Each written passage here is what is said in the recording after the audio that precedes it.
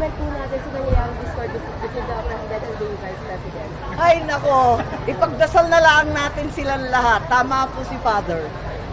Close pa rin mo kayo, ni VP? Oh. Close pa rin mo kayo, ni VP? Well, napunta lang ako doon sa veterans dahil nangyari po sa aking mga department heads na kinulong. Kaya sinisigurado lang natin na okay yung mga nadadamay na empleyado. Opo. Thank you. Senator, ano po yung reaction niyo po sa sinabi po ni VP Sara na ang pamilya daw po yung may takala daw po ng pagkatay kay Nini Aquino? Ay, ako, hindi muna ako nakikinig. Kaya nga, nagdeklara ako na nung una pa. Kasi alam ko na magkakabangayan ng ganito at talagang maghahagisan ng putik. Kaya noon pa, sabi ko na, nako, mag-independent ako, trabaho na lang. Dahil ayoko masali dyan.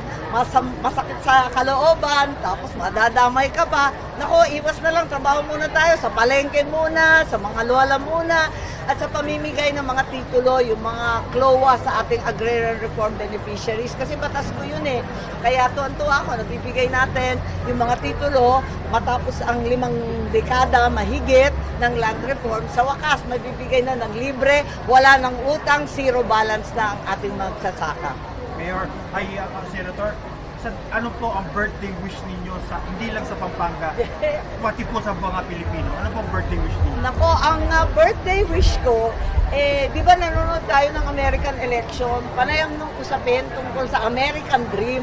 Napaka-ambisyoso ng Amerikano. Talagang gusto nila sumikat, yumaman, maging celebrity. Iniisip ko, ano kaya yung pangarap ng Pilipino? Ang pangarap natin, napaka-simple, napaka-payak. Deserve natin makuha yung simple at payak na pangarap na yan na busog lahat ng pamilya, makatapos yung anak at may bahay kahit paano. Deserve naman natin talaga ang napakasimple na pangangailangan at mithiin ng bawat Pilipino. So tuloy-tuloy, deserve natin the service. Ayun. Senator, ano po tingin niyo dun sa sa pending impeachment po kay Sara? Ay nako, sakit ng ulo.